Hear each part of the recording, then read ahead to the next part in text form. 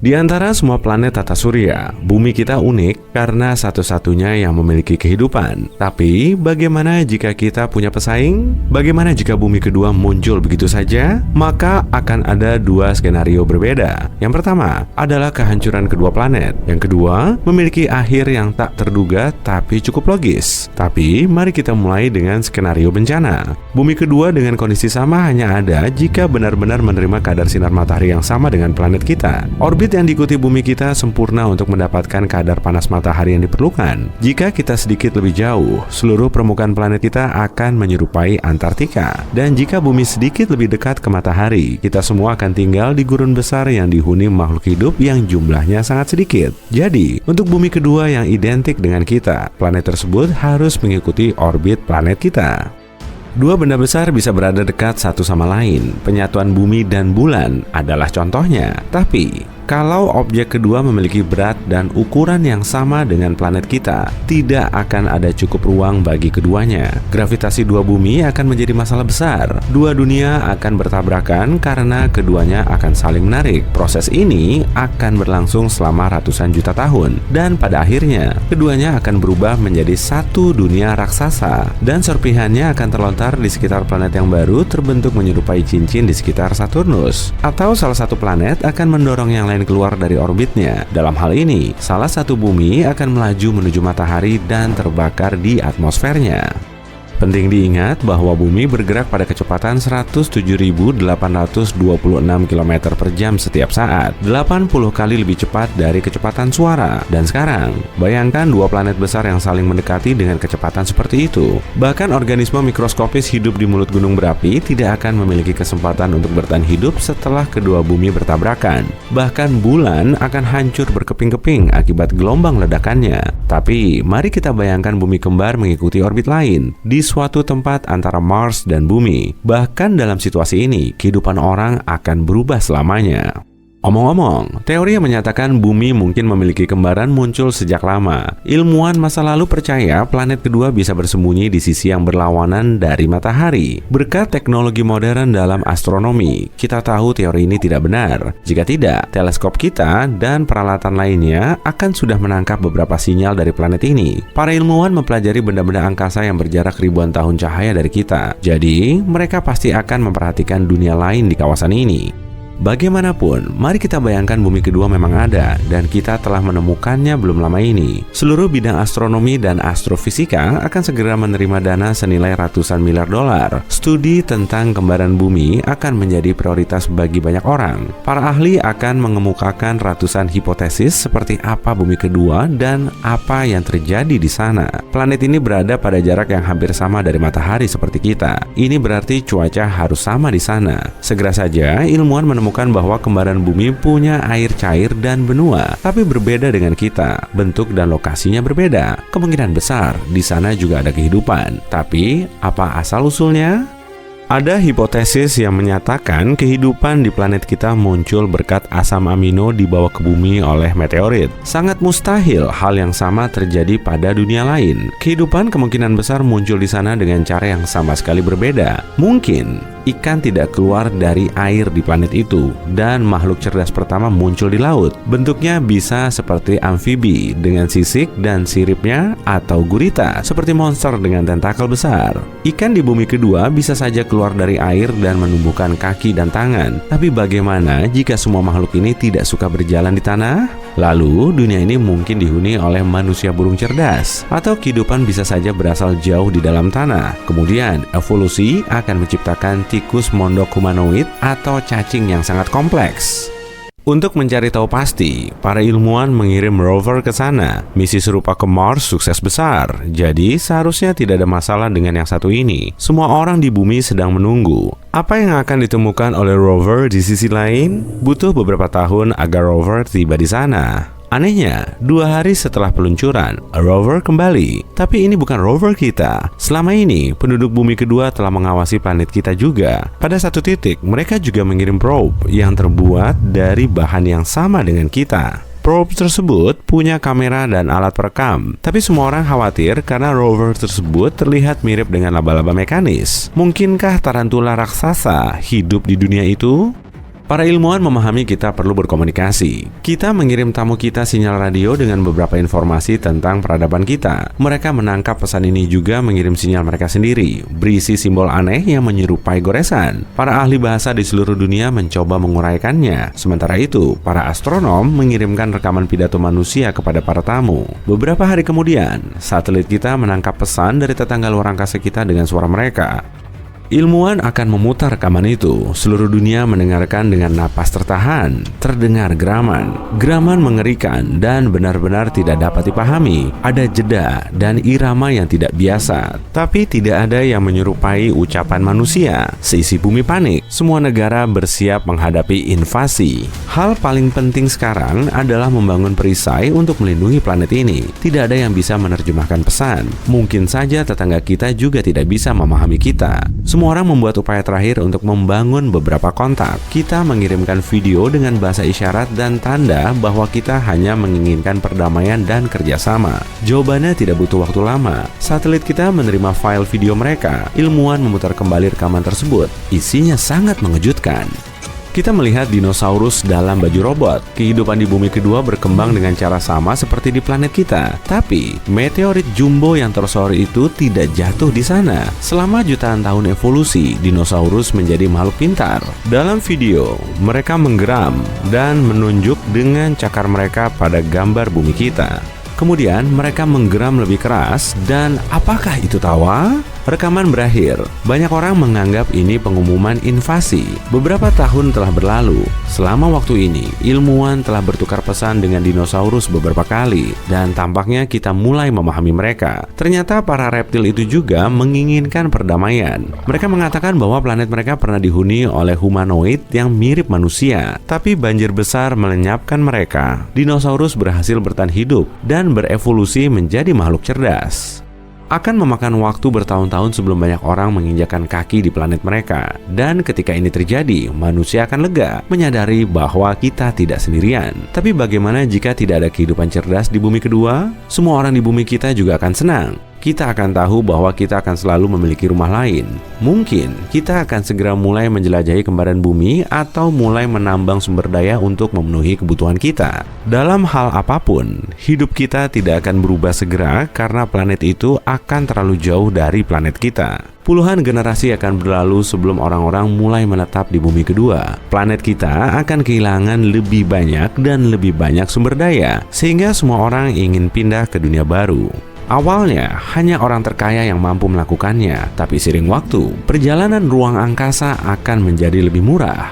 Orang mungkin akan menginvestasikan banyak uang untuk membangun surga di bumi kedua. Jika ini terjadi, kita akan mengunjungi dunia ini selama liburan untuk menghirup udara segar dan menikmati alam. Dalam hal apapun, populasi manusia akan tumbuh. Ini berarti bahwa cepat atau lambat, bumi kedua akan dihuni manusia seperti bumi pertama. Kemudian, orang-orang akan mulai mencari rumah baru di antara bintang. Omong-omong, jika ada kehidupan di planet yang mirip dengan kita, mungkin bentuknya seperti gurita. Bahkan ada teori bahwa gurita datang ke bumi dari beberapa dunia lain. Setiap hewan memiliki beberapa tahap perkembangan evolusioner. Misalnya, gajah dan mamut berasal dari satu nenek moyang yang sama 5-6 juta tahun yang lalu. Melihat lebih jauh, hampir semua mamalia berevolusi dari satu nenek moyang yang sama dengan reptil. Setiap spesies telah berubah selama jutaan tahun.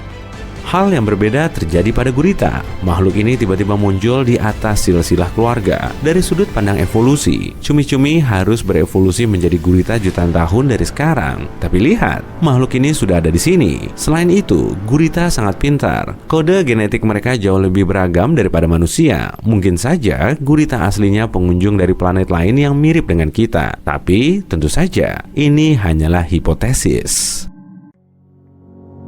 Bayangkan sebuah planet di mana setiap tarikan napas membuatmu berenergi seperti segelas espresso. Langit di atasmu berwarna biru pekat, sementara pepohonan besar menjulang ke langit. Daun-daunnya yang hijau cerah tumbuh dengan sangat cepat. Olahraga setiap hari menjadi sensasi yang tiada duanya. Dengan berlimpahnya oksigen, kamu menjadi versi super dari dirimu sendiri. Berlari terasa mudah saat kamu melesat melintasi daratan, serta mampu mengangkat beban yang biasanya tampak mustahil. Seakan dunia ini penuh dengan gelombang energi, semuanya bergerak lebih cepat.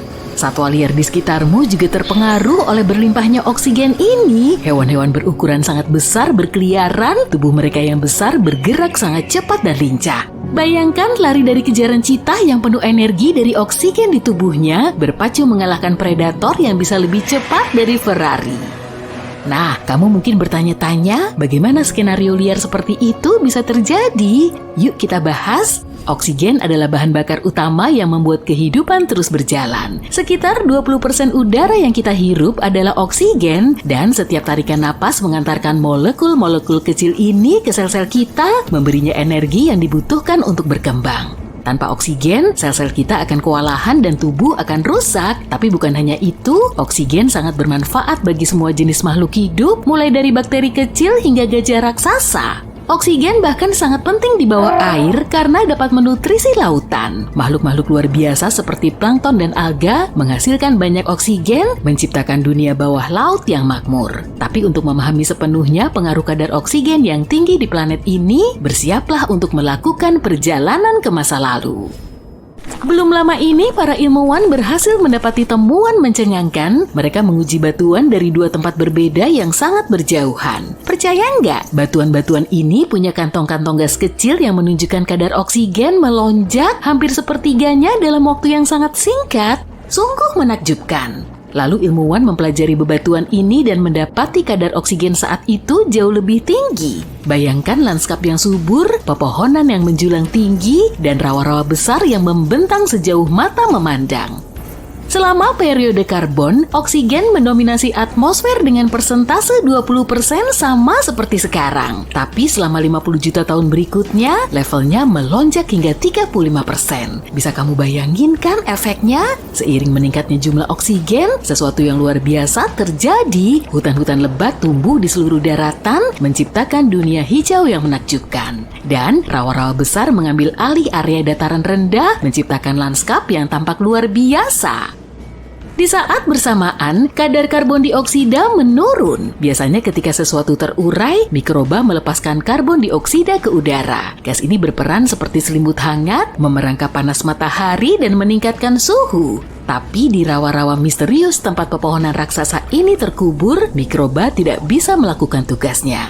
Hasilnya, planet ini menjadi sangat dingin. Siapa sangka udara segar bisa punya kekuatan sebesar itu? Para ilmuwan masih berusaha mencari tahu penyebabnya, tapi satu hal yang pasti, ini nggak hanya terjadi di satu tempat. Fenomena ini terjadi di seluruh dunia, seolah-olah planet ini sedang bermain-main dengan iklim. Tapi kita kembali ke masa yang lebih awal yuk. Kita melihat dinosaurus Amerika Utara pertama kali muncul. Kadar oksigen tinggi itulah yang berperan besar dalam kemunculan dinosaurus besar di Amerika Utara dan kawasan lainnya. Bayangkan daerah tropis yang dipenuhi makhluk raksasa luar biasa. Tentu saja dinosaurus nggak muncul begitu saja. Mereka mengambil kesempatan dalam perubahan lingkungan yang sempurna untuk evolusi mereka. Kadar oksigen memainkan peran besar dalam pesta dinosaurus ini. Ketika kadar oksigen meningkat, begitu pula ukuran makhluk luar biasa ini. Awalnya dimulai dari predator kecil seperti Cindesaurus, dan gak lama kemudian dinosaurus besar seperti Sauropoda menguasai daratan. Kemudian 65 juta tahun lalu, dinosaurus punah dan mamalia mengambil alih. Nah, inilah bagian yang menarik, mamalia tidak pernah tumbuh sebesar dinosaurus. Lantas, apa penjelasannya? Mamalia termasuk manusia adalah makhluk yang istimewa karena bisa mengatur suhu tubuhnya. Tapi itu ada konsekuensinya, kita butuh banyak energi untuk tetap hangat dibandingkan dengan reptil dan dinosaurus. Dinosaurus nggak perlu repot-repot mengatur suhu tubuh, jadi mereka bisa fokus untuk tumbuh besar. Dinosaurus terbesar berukuran 10 kali lipat mamalia terbesar. Ini seperti permainan, apapun yang bisa kamu lakukan, aku bisa melakukannya 10 kali lebih hebat. Dinosaurus mungkin punya keterbatasan juga terkait ukurannya, tapi tidak terlalu besar. Sebelum kepunahan dinosaurus, mamalia berukuran sangat kecil. Banyak spesies mamalia yang punah bersamaan dengan dinosaurus. Namun mamalia yang selamat mengambil keuntungan dari ekosistem terbuka dan dengan cepat melakukan diversifikasi ke dalam berbagai ukuran tubuh.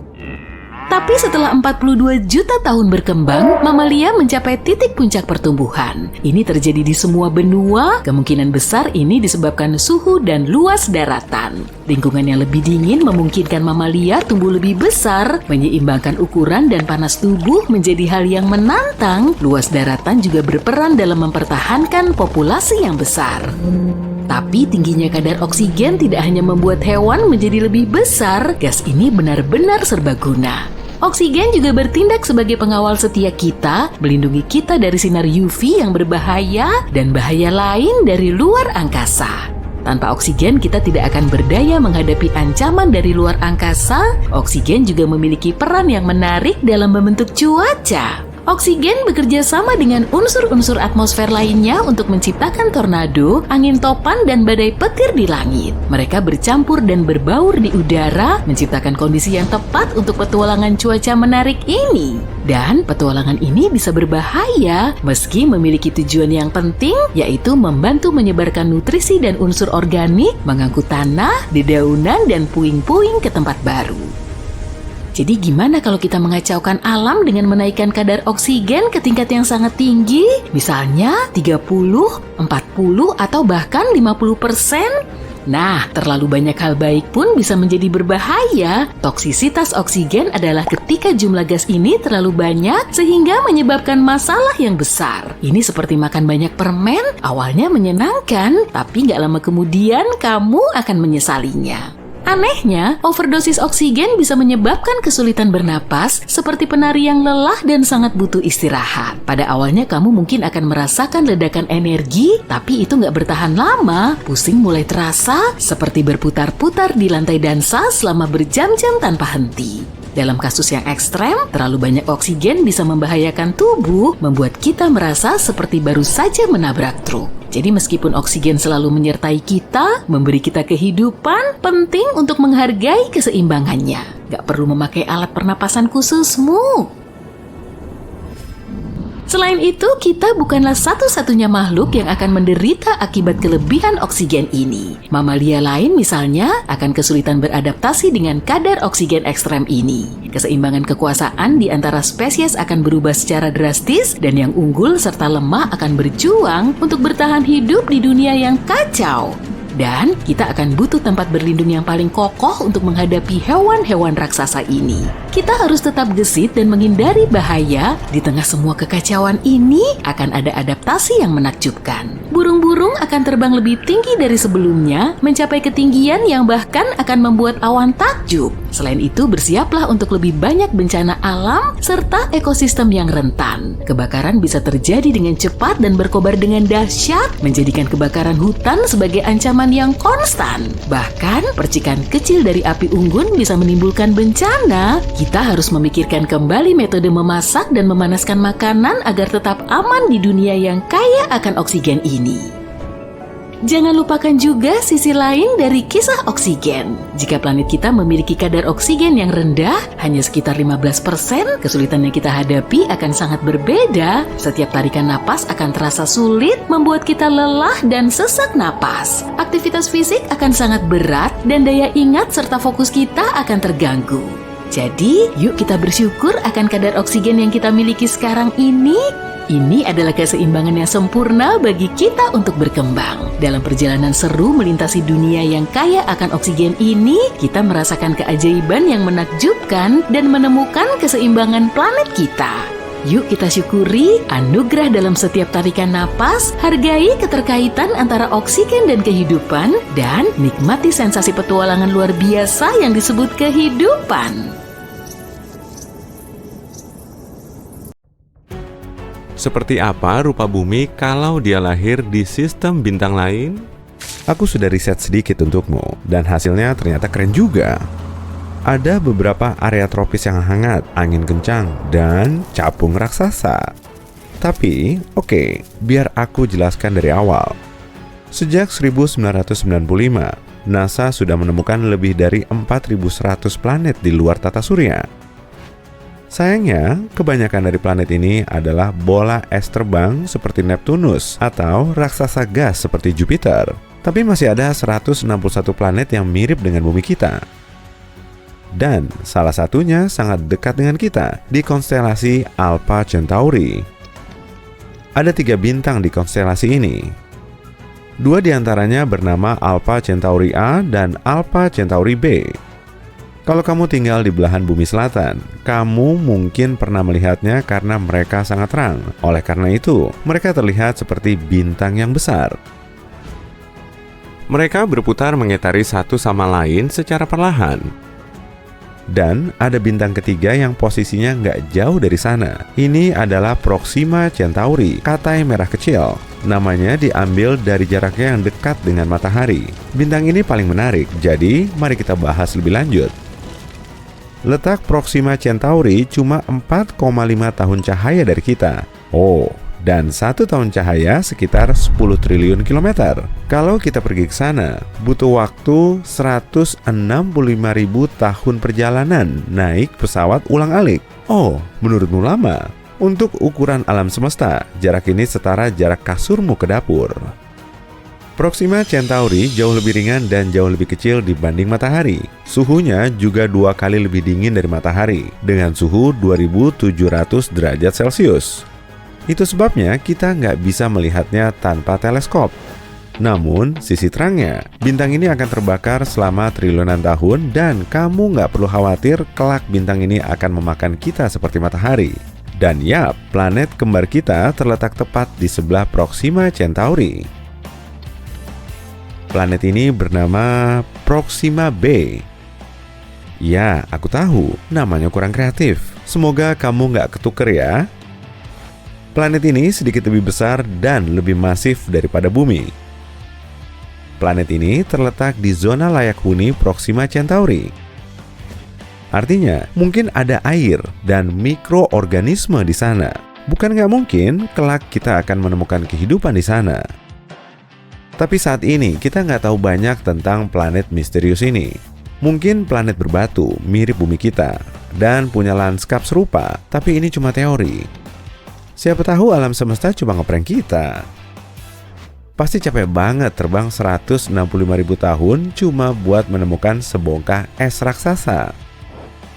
Untungnya, kita mungkin nggak perlu menunggu selama itu. Para ilmuwan sedang mengembangkan teknologi yang memungkinkan kita bergerak dengan kecepatan mendekati kecepatan cahaya. Jika mereka berhasil, kita akan sampai di Proxima B hanya dalam 20 tahun. Tapi video ini bukan cuma tentang Proxima B, melainkan tentang apa yang akan terjadi kalau kehidupan bukan berasal dari tata surya kita, melainkan di Alpha Centauri. Bagaimana jika kita mengorbit Proxima Centauri atau 2 bintang lainnya? Jadi, mari kita bayangkan bumi telah menggantikan Proxima B. Aku akan menamai planet baru ini Bumi Baru. Kayaknya aku juga kurang kreatif memberi nama planet. Pertama, orbitnya.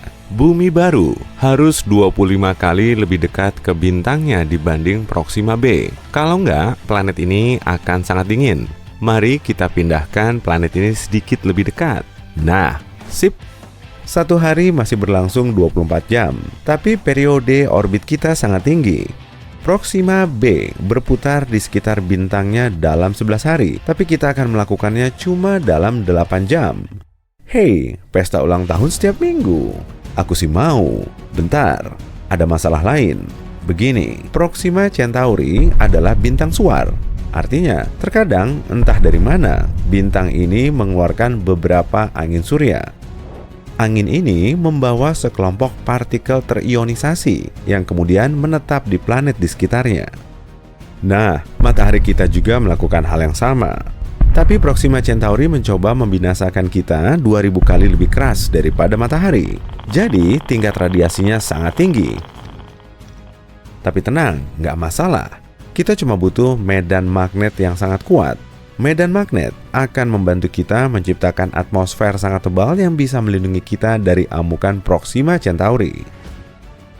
Jadi, di sini akan sangat hangat. Atau enggak? Ada masalah lain. Ilmuwan belum yakin bagaimana planet-planet Proxima Centauri berputar di sekitarnya. Bagaimana jika ternyata terkunci secara pasang surut, seperti bulan kita? Kalau begitu, setengah bumi baru akan jadi penggorengan dan setengah lainnya akan jadi gurun beku. Nggak masalah, kita bisa bertempat tinggal di bagian tengah. Sebenarnya aneh, tapi bagian kutub utara planet ini pasti hangat. Dan jika putarannya menguntungkan kita, planet ini akan nyaman dan hangat. Suhu rata-ratanya sekitar 21 derajat Celcius dan nggak ada suhu ekstrim. Di bumi baru, kita punya lebih banyak air. Cuaca di sini umumnya lumayan parah. Akan ada angin kencang dan hujan yang lumayan merusak yang bisa berlangsung cukup lama. Tapi kamu bisa beradaptasi. Perubahan suhu jauh lebih terlihat di pegunungan. Sama seperti di bumi, makin tinggi kamu mendaki, makin dingin suhunya. Tapi di sini dingin sekali di puncak. Oleh karena itu, gunung dan bukit punya hutan di bawah dan gurun tertutup salju di puncaknya. Tapi secara umum, suhunya seperti area tropis di bumi.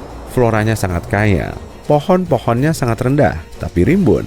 Atmosfer yang tebal juga membuat terbang lebih mudah. Jadi, akan ada banyak hewan terbang berukuran besar, seperti capung dengan lebar sayap sampai 5 meter. Lanjut ya. Langit di sini jauh lebih terang daripada di bumi, sangat berawan dan kadang sangat putih. Tapi langit berbintang malamnya indah dan cerah. Dan ada 4 matahari. Yang utama adalah Proxima Centauri. Kita juga bisa melihat 2 bintang Alpha Centauri yang terang, dan terakhir matahari lama kita yang terlihat seperti bintang yang terang dan jauh. Silakan mengenang bumi lama kita dulu. Ada beberapa planet di dekat kita, seperti Proxima Centauri C. Bintang induknya dikelilingi oleh 2 sabuk debu kosmik, jadi akan ada pemandangan malam penuh warna yang indah. Nah, apa yang kita miliki pada akhirnya adalah planet hijau yang agak aneh, tapi indah. Aku sih pengen banget pindah ke sana. Kalau kamu, tulis di kolom komentar ya. Oke, sekarang kita tahu apa yang akan terjadi kalau bumi kita lahir di dekat Proxima Centauri. Bagaimana dengan 2 bintang lainnya? Sayangnya, kita nggak bakal bisa berputar di dekat 2 bintang secara bersamaan. Para ilmuwan menduga bahwa Alpha Centauri A dan B punya planet bersama yang melompat dari satu orbit ke orbit lainnya. Tapi mungkin suhunya sangat dingin. Mari pilih Alpha Centauri A, sama seperti di bumi baru. Di sini, suhu rata-rata kita sekitar 21 derajat Celcius. Tapi sekarang, variasi suhunya lumayan besar. Dari minus 73 derajat Celcius di kutub selatan hingga 45 derajat di khatulistiwa. Wah, kita tinggal di dekat kutub utara aja. Satu harinya masih 24 jam dan periode orbitnya 1 tahun 1 bulan, hampir sama dengan Alpha Centauri B, tapi periode orbitnya sekitar setengah tahun. Kondisi lainnya sangat mirip dengan yang ada di bumi. Perubahan musim hampir nggak terasa, suhunya juga nggak banyak berubah. Dimanapun kita menetap, bintang tetangga kita akan terlihat jelas, tapi kita mungkin nggak bakal melihat Proxima Centauri. Nah, udah deh. Tentu saja, semua ini mengasumsikan kondisi yang sempurna. Sama seperti di bumi, satu perubahan kecil, entah itu atmosfer tipis atau jarak yang lebih jauh dari bintang, semua akan berakhir buruk. Kita beruntung sekali ada di bumi. Meski begitu, peluang menemukan planet layak huni sangatlah tinggi. Bahkan dengan kemungkinan terkecil, akan ada sekitar 15 juta planet di alam semesta kita yang mungkin menampung kehidupan. Udara tiba-tiba jadi dingin. Suhu sekitar langsung ngedrop ke bawah 0 derajat Celcius. Tubuh seketika menggigil meski salju nggak terlihat turun. Embun beku muncul di tanah, rumput, dan pepohonan. Es segera mencair, memenuhi cekungan dan membentuk perairan. Orang-orang yang masih kedinginan mulai mendongakkan kepala ke angkasa. Mereka mau mastiin kalau ukuran matahari memang 2 kali lebih kecil dari biasanya. Sang surya jadi kelihatan mirip bintik kecil di kejauhan yang nggak bisa menghangatkan bumi. Parahnya lagi, batuan besar dari langit terus melesat ke orang-orang yang ketakutan ini. Tabrakan dengan benda langit sebesar itu pasti akan merusak bumi. Oke, sekarang kita balik ke kenyataan ya. Bumi menempati posisi yang pas di tata surya kita. Jaraknya nggak terlalu dekat maupun terlalu jauh dari matahari, sehingga suhunya bisa ditoleransi dan nyaman bagi kita. Planet kedua dari matahari yaitu Venus. Para saintis sering menyebutnya sebagai kembaran jahat bumi karena suhunya sangat panas dan gak memungkinkan adanya kehidupan. Di atmosfernya terdapat awan tebal yang menghasilkan hujan asam, dan gas rumah kaca membuat suhu di permukaan Venus semakin ngebul. Tapi meskipun Venus sedikit lebih ramah dari itu, kita tetap gak akan bisa tinggal di situ karena jaraknya terlalu dekat dengan matahari. Kalaupun ada air yang berbentuk cair, pasti akan langsung menguap dan menutup kemungkinan adanya kehidupan. Sedangkan Mars yang posisinya setelah bumi agak terlalu jauh dari matahari, sehingga lebih dingin dan terpencil. Suhu di permukaannya nggak cukup hangat untuk membuat airnya tetap cair dalam waktu lama. Apalagi si planet merah nggak punya atmosfer. Padahal elemen inilah yang bikin udara di bumi bisa dihirup. Jadi, kalau jarak bumi ke matahari mengalami perubahan, suhunya juga akan berubah. Tapi selisih ratusan kilometer masih belum kerasa bedanya sih. Lagi pula, jarak perputaran bumi ke matahari nggak selalu sama, kadang lebih dekat dan kadang lebih jauh. Agar efeknya bisa kerasa, jaraknya harus berubah jutaan kilometer. Kayak kejadian di awal video tadi, matahari akan kelihatan jauh lebih kecil dan jaraknya makin jauh. Suhunya mungkin gak akan langsung turun karena masih ada cadangan panas. Tapi saat cuacanya makin dingin, laut akan diselimuti es dan permukaannya terus menyusut. Es akan memantulkan banyak panas matahari ke atmosfer dan luar angkasa, yang bikin bumi kita kurang hangat. Saat es bertambah banyak, uap air di udara jadi berkurang. Padahal uap air ini bisa menangkap panas dan membentuk awan. Akibatnya, hujan makin jarang mengguyur. Dengan udara dingin dan minimnya hujan, tumbuhan jadi gampang mati. Area beres dan tanah tandus terus meluas, menyisakan sedikit pinggiran sungai untuk sementara waktu. Setelah beberapa saat, sungai nggak akan mengalir karena membeku atau mengering. Danau dan laut juga ikut beku. Kehidupan di sekitarnya akan musnah. Setelah tumbuhan mati, makhluk hidup lain terkena imbasnya. Bumi kita akan berubah jadi gurun beku. Kamu masih ingat sama batu raksasa yang disebutin di awal video tadi kan? Itu adalah asteroid dari luar angkasa yang muncul karena pergeseran orbit bumi. Sebagai planet terbesar di tata surya, Jupiter bisa melindungi kita dari batuan luar angkasa. Masanya sangat besar, jadi kebanyakan asteroid dari luar angkasa bisa terperangkap oleh gravitasi Jupiter, lalu jatuh ke permukaannya. Di Jupiter nggak ada kehidupan, permukaannya berwujud gas. Jadi semua asteroid yang masuk ke situ akan hilang tanpa bekas. Tapi sebagian asteroid tetap bisa lolos dari Jupiter. Nah, kalau ini gilirannya Mars. Si planet merah akan menahan sabuk asteroid di antara Mars dan Jupiter. Massa kedua planet ini menghasilkan medan gravitasi yang mencegah asteroid terbang ke sembarang arah dan menabrak sembarang objek. Kalau nggak ada Mars di antara bumi dan sabuk asteroid, kita akan lebih sering dihujani meteor daripada hujan biasa. Semisal posisi bumi berada di Mars, maka planet kita akan menjauh ratusan juta kilometer dari matahari. Massa bumi kurang lebih sama dengan Mars, jadi sabuk asteroid gak akan bergeser, tapi suhu di dalamnya akan ngedrop dan memicu kepunahan. Kalau bumi kita bergeser tapi Marsnya tetap di tempat, bisa dipastikan akan terjadi bencana. Kedua planet gak akan bisa mengorbit matahari pada kecepatan yang sama karena masanya gak sama. Bumi dan Mars juga akan bertabrakan.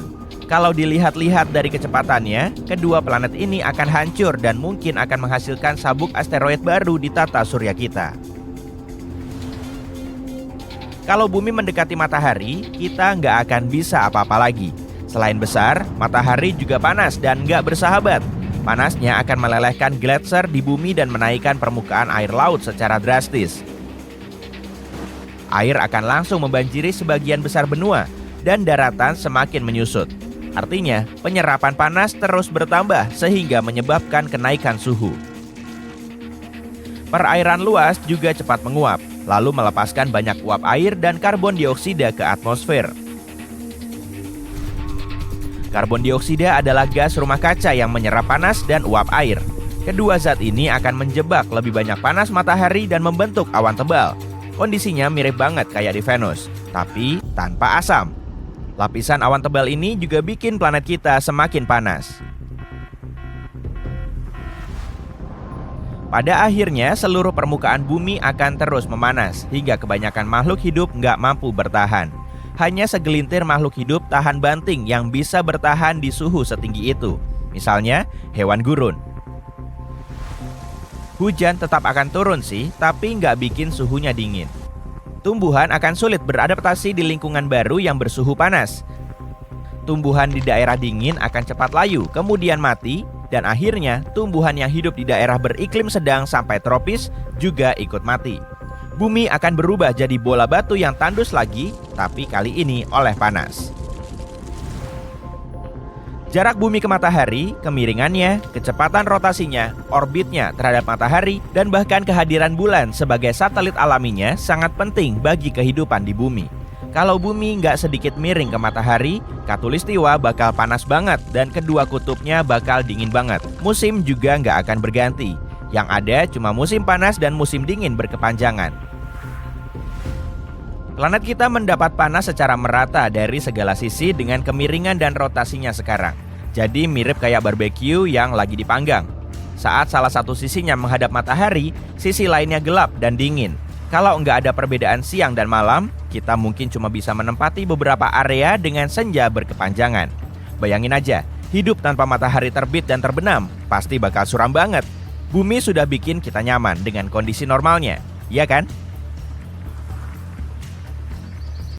Di planet bumi kita yang sudah tua ini, air ada di mana-mana. Tidak hanya di samudra dan lautan, tapi juga di atmosfer, tanah, dan bahkan di dalam diri kita sendiri. Air menutupi sebanyak 71% permukaan planet kita. Sepertinya planet kita seharusnya disebut air dan bukan bumi. Tapi apa yang akan terjadi jika air dan daratan terbagi secara merata? Bagaimana jika separuh planet ini menjadi daratan dan separuhnya lagi adalah air?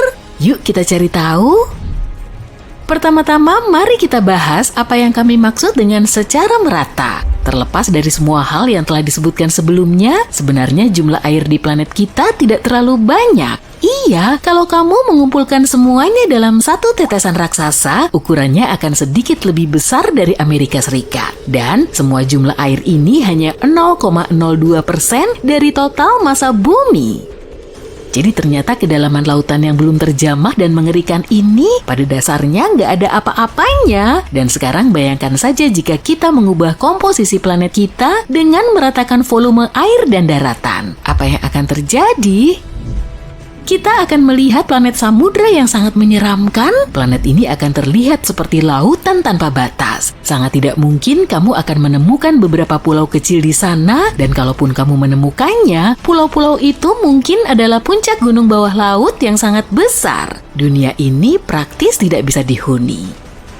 Kalau berada di permukaannya, kamu tidak akan bisa melihat matahari atau apapun di langit. Kamu nggak akan tahu jam berapa sekarang atau di mana tepatnya kamu berada. Semua itu karena kabut dan awan yang sangat tebal, dan cuaca seperti ini akan menjadi permanen di planet tersebut. Selain itu, kamu bahkan tidak akan mengerti di mana ujung kabut dan air bermula. Semua itu karena kelembapannya akan setinggi itu.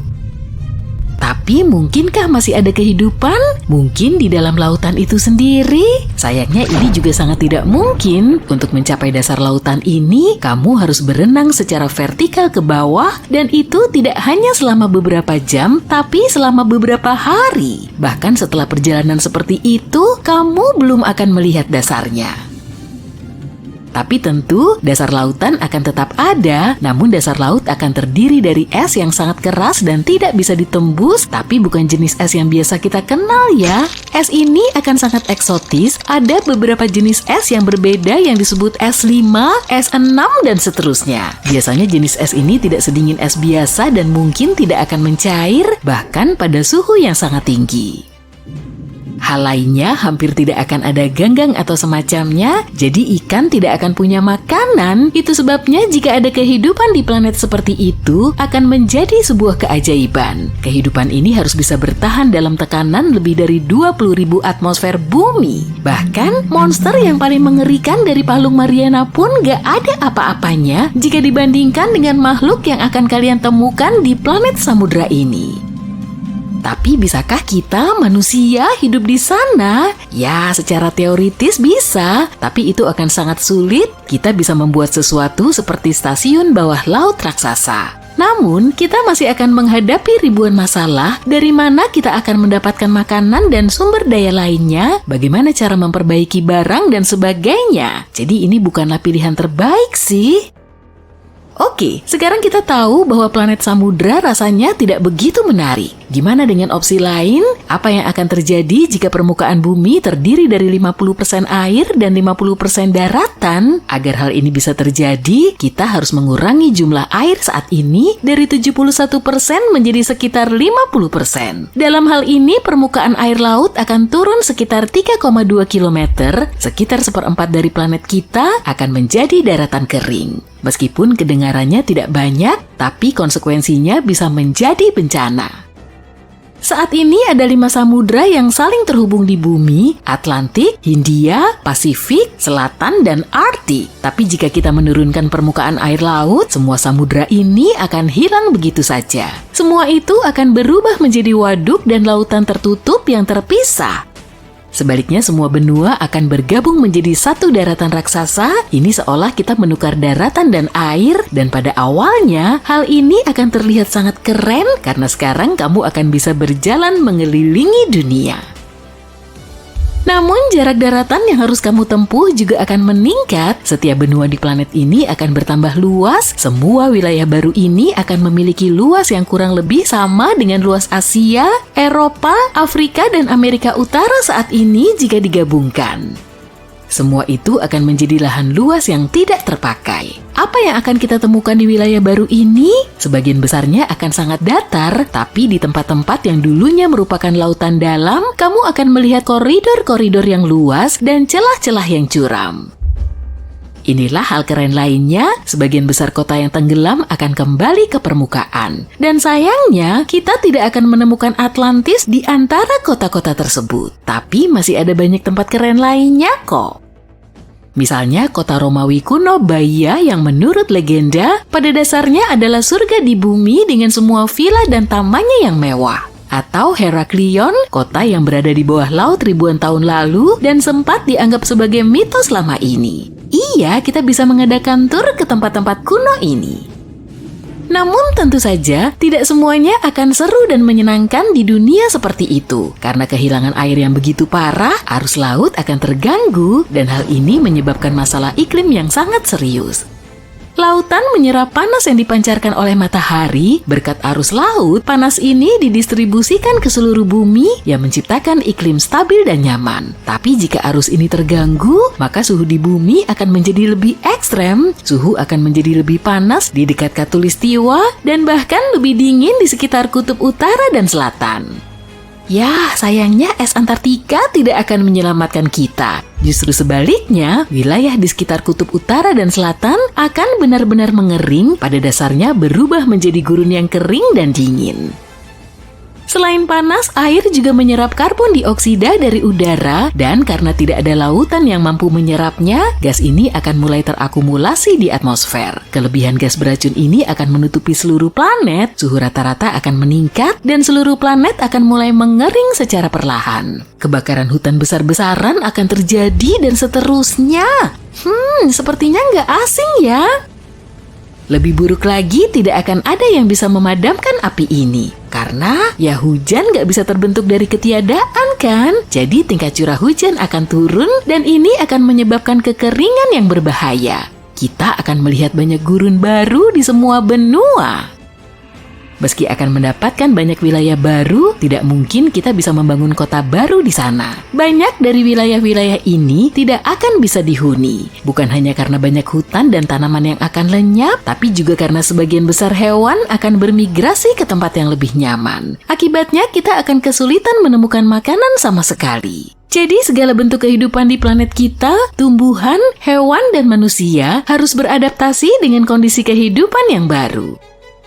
Makhluk hidup harus berevolusi dengan cepat dan terbiasa dengan kekurangan air yang terus-menerus. Hewan misalnya bisa menyusut ukurannya karena hal ini. Banyak hewan karena kurangnya rumput dan kelembapan akan beralih ke pola makan karnivora. Dan tentu saja kita harus mengucapkan selamat tinggal pada kehidupan laut yang melimpah. Banyak ikan akan menghilang selamanya. Kemungkinan manusia akan melakukan lompatan evolusi besar, tapi mundur ke belakang. Bukan hanya karena kita akan kehilangan sejumlah besar sumber daya dan pindah ke wilayah baru, tapi juga karena kita akan kehilangan akses ke salah satu sumber energi terpenting di dunia, yakni pembangkit listrik tenaga air. Tanpa listrik, banyak pabrik akan berhenti beroperasi, dan hal ini akan menyebabkan krisis berskala besar bagi kita semua, dan itu sudah pasti. Jadi rasio air dan tanah kita saat ini adalah pilihan terbaik. Jika terlalu sedikit atau terlalu banyak air, konsekuensinya akan sangat buruk. Itulah sebabnya kita perlu melindungi kondisi yang ada saat ini dengan sungguh-sungguh. Bosan menunggu kolonisasi? Apa menurutmu bumi terlalu membosankan dengan semua masalah dan nyamuknya? Jangan takut, saatnya untuk mengambil tindakan sendiri dan membangun planetmu sendiri. Tapi sebelum kamu mulai mengambil lem kosmik dan glitter, ada beberapa hal yang perlu kamu pertimbangkan. Yuk kita mulai proyek DIY terbaik kita. Pertama-tama kita harus memilih lokasi. Setiap planet pasti mengitari bintang kan? Dalam sebuah prasmanan kosmik, setiap bintang memiliki keunikan tersendiri. Agar semuanya teratur, para astronom menggunakan sesuatu yang disebut sistem klasifikasi bintang. Bintang-bintang masif adalah diva di alam semesta. Bintang-bintang itu sangat besar, terang, dan selalu mencuri perhatian. Tapi bintang-bintang itu tidak selalu bersinar terang dan berpelangi. Bintang-bintang itu memiliki umur yang pendek dan cepat sekali padam seperti lilin. Bintang-bintang itu juga memiliki gravitasi yang sangat besar, jadi berhati-hatilah agar planetmu tidak tersedot. Sebaliknya, bintang-bintang Katai memang kecil, tapi itu bisa ditebus dengan staminanya. Bintang-bintang Katai bisa terbakar selama triliunan tahun. Artinya planet-planet di bintang Katai masih punya banyak waktu untuk mengembangkan kehidupan. Bintang yang sangat panas berwarna biru atau putih, sedangkan bintang yang dingin biasanya berwarna merah atau oranye. Iya, sepertinya terbalik ya. Tapi kan bukan kita yang menentukan di sini. Jadi, apa yang kita pilih? Nah, planet-planet di sekeliling bintang biru dan putih itu bisa hangus dan tergoreng seperti nugget ayam yang renyah. Di sisi lain, di bintang-bintang merah yang dingin, planet kita bisa berubah menjadi bola es.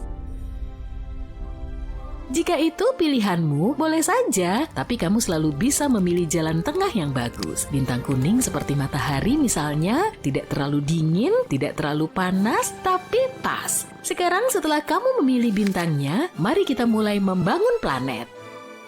Jantung planet adalah intinya. Inti planet menciptakan medan magnet, yaitu kekuatan tak terlihat yang melindungi planet dari sinar kosmik keras dan partikel bermuatan. Jika bukan karena medan ini, planet akan terpanggang oleh radiasi bintang seperti burger yang terlalu matang. Tapi medan magnet tidak selalu menjadi kekuatan yang baik. Di beberapa planet, seperti Jupiter, medan magnetnya sangat kuat sehingga menciptakan sabuk radiasi yang begitu kuat dan cuaca yang luar biasa. Jika kamu berharap menggunakan kompas untuk menemukan jalan di planet seperti itu, lupain aja deh. Medan magnet akan membuat jarum kompas berputar-putar seperti penari breakdance yang sedang mabuk kafein.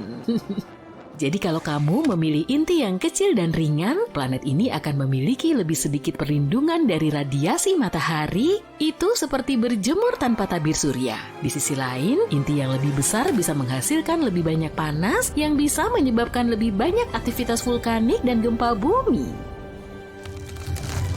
Pilihan terbaik adalah inti berukuran sedang yang sebagian besar terbuat dari besi dan nikel. Cukup untuk menjauhkan hal-hal buruk, tapi tidak terlalu kuat untuk mengubah planet menjadi kentang panas kosmik. Kalau inti sudah siap, kita bisa melanjutkan ke langkah berikutnya.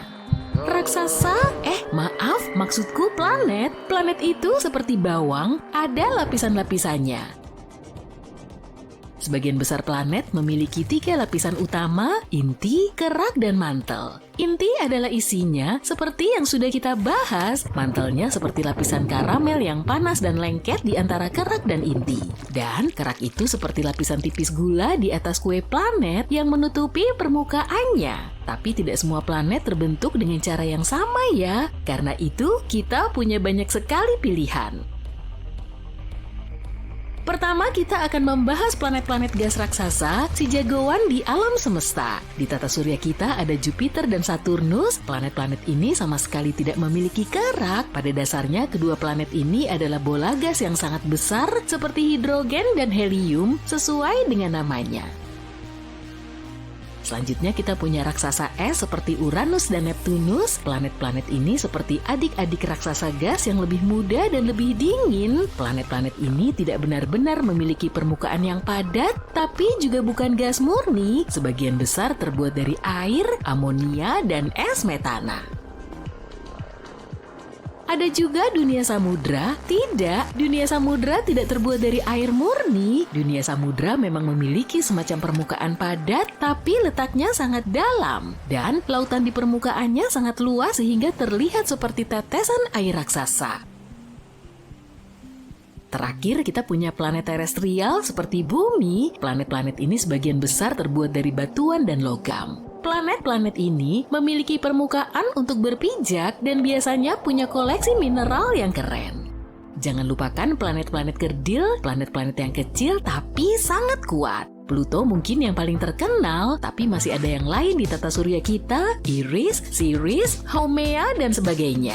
Planet-planet itu adalah tim cadangan di dunia planet yang selalu berusaha membuktikan kemampuannya, tapi tidak pernah berhasil menjadi planet penuh. Jenis mana yang paling kamu suka? Raksasa gas mungkin yang paling keren dengan ukurannya yang sangat besar, angin yang sangat kencang, dan petir yang menakutkan. Kita juga perlu menciptakan atmosfer nih. Atmosfer adalah lapisan terluar dari sebuah planet yang memainkan peran penting dalam iklim dan cuaca. Atmosfer juga merupakan pelindung utama planet. Tahukah kamu kalau 90-95% meteor terbakar di atmosfer bumi? Bayangkan apa yang akan terjadi jika tidak terbakar. Atmosfer yang padat dan berkabut yang akan kamu temukan di tempat-tempat seperti Venus memiliki lapisan karbon dioksida dan asam sulfat yang tebal. Dengan kata lain, Venus bukanlah sebuah planet, melainkan sebuah oven. Saking panasnya, kamu bisa memasak pizza di permukaannya dalam waktu singkat. Dan kamu pun ikut terpanggang lah. Selanjutnya ada atmosfer yang tipis dan halus seperti di Mars. Lapisan karbon dioksida yang tipis membuat tekanan permukaannya hanya 1% dari tekanan permukaan bumi. Di planet-planet seperti ini, kamu bisa terbang seperti pahlawan super kalau punya jetpack yang cukup bagus. Kemudian ada atmosfer campuran seperti yang ada di bumi. Lapisan nitrogen, oksigen, dan gas-gas lainnya menciptakan kondisi yang sempurna untuk kehidupan yang kita kenal. Disinilah kita bisa menikmati hari yang cerah, pelangi, dan tentu saja air. Dan yang terakhir, atmosfer yang eksotis. Kamu akan menemukannya di planet-planet seperti Neptunus, di mana lapisan hidrogen, helium, dan metana menciptakan dunia berwarna biru yang terlihat seperti kelereng raksasa. Planet-planet ini sangat aneh dan gak biasa, jadi sangat cocok untuk para pembuat planet yang kreatif. Hampir selesai nih. Pertanyaan terakhir adalah, apakah kamu ingin planetmu ada kehidupan di dalamnya? Dalam hal ini ada beberapa hal yang harus kamu pertimbangkan. Misalnya, planet itu harus berada di zona Laik Huni. Zona Laik Huni adalah area di sekeliling bintang yang kondisinya tepat untuk keberadaan air dalam wujud cair di permukaan. Pastikan planetmu tidak terlalu dekat atau terlalu jauh dari bintang ya. Dan jangan lupakan temperaturnya. Sebagai contoh, kamu butuh jumlah oksigen yang cukup agar planet menjadi nyaman dan hangat, tapi tidak terlalu berlebih sehingga semuanya terbakar begitu saja. Tentu saja, kita butuh air, tapi juga tidak terlalu banyak dan juga iklim yang stabil. Kamu nggak mau kan planetmu mengalami perubahan suhu atau kelembapan yang ekstrim? Itu sih syarat kepunahan, bukan evolusi. Oh, dan orbitnya harus stabil, sehingga tidak ada peristiwa astronomi besar yang bisa mengacaukan segalanya. Seperti yang bisa kamu lihat, jenis planet ini sangat pemilih. Tidak heran sangat sulit untuk menemukan kehidupan di luar bumi. Nah, setelah kita selesai bermain-main di editor pembuatan planet, gimana cara membangunnya ya? Nah, bagaimana kalau dengan terraforming? Terraforming adalah ketika kita dengan sengaja mengubah atmosfer, suhu, dan kondisi lain di sebuah planet agar bisa dihuni oleh manusia dan makhluk hidup lain di bumi. Sebagai contoh, kita bisa melepaskan gas rumah kaca di Mars untuk menghangatkan planet itu dan menciptakan atmosfer yang lebih tebal. Tapi metode ini lebih seperti memoles sebuah keburukan yang diberikan kepadamu oleh pengacak karakter. Gimana kalau membangun dari awal? Itu mustahil, tapi mungkin di masa depan kita bisa melakukannya dengan menggunakan pencetakan 3D skala besar atau teknologi nano. Kita bisa menciptakan struktur dasar dan kemudian menambahkan semua kondisi yang diperlukan agar kehidupan bisa terbentuk.